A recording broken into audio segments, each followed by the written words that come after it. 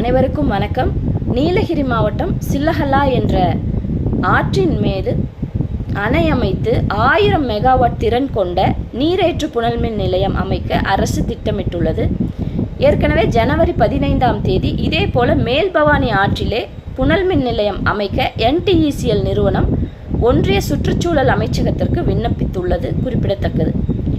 ஏற்கனவே இயங்கிக் கொண்டிருக்கிற புனல்மின் நிலையங்கள், கட்டமைப்பு நடந்து கொண்டிருக்கிற புனல்மின் நிலையங்களுடன் இந்த 2 புனல்மின் நிலையங்களை நீலகிரி மாவட்டத்தில் அமைப்பதால் உயிர்மய வளம் மிக்க நீலகிரி மாவட்டமும் மேற்கு தொடர்ச்சி மலைகளும் கடுமையாக பாதிக்கக்கூடும் அப்படின்னு சுற்றுச்சூழல் ஆய்வறிஞர்கள் சொல்கிறாங்க.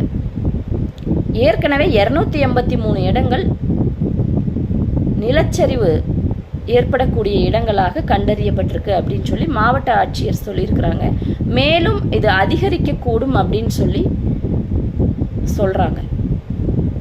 இந்த திட்டத்தில் சில்லஹல்லா ஆற்றின் மேலே 75 அடிக்கு ஒரு அணை அமைத்து, குந்தா ஆற்றின் மேலே 108 அடிக்கு ஒரு அணை அமைத்து, முறையே மேலணை கீழணையாக வைத்து 2.8 கிலோமீட்டருக்கு குகை அமைத்து, நீர்வழித்தடங்களாக குழாய் அமைத்து இந்த திட்டமிடப்பட்டுள்ளது.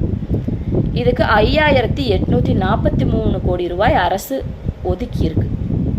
310.158 ஹெக்டேர் நிலங்கள் கையகப்படுத்தப்பட உள்ளன.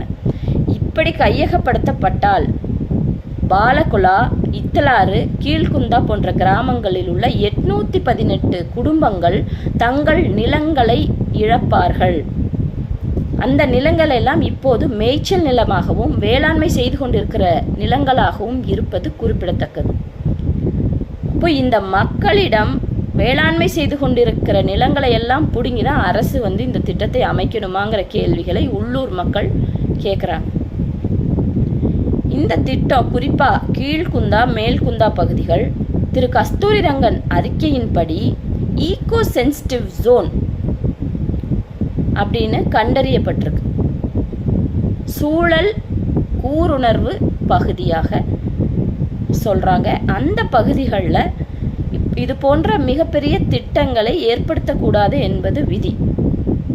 அதையும் மீறி அரசு இந்த திட்டத்தை செயல்படுத்தினால் ஏற்கனவே நீலகிரி மாவட்டம் புவி வெப்பமயம் ஆதலால் பாதிக்கப்பட்டு திடீர்னு மழைக்காலங்களில் அதிக மழை, வெயில் காலங்களில் கடுமையான வறட்சி, மேலும் நிலச்சரிவுகளுக்கு உட்பட்டு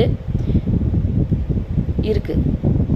அதைய மீண்டும் ஒரு வயநாடாக மாற்றிவிட வேண்டாம் என்ற கோரிக்கையை முன்வைத்து உடனடியாக இந்த திட்டங்களை எல்லாம் ரத்து செய்ய வேண்டும் என்று அரசுக்கு கோரிக்கை வைக்கிறோம். நன்றி.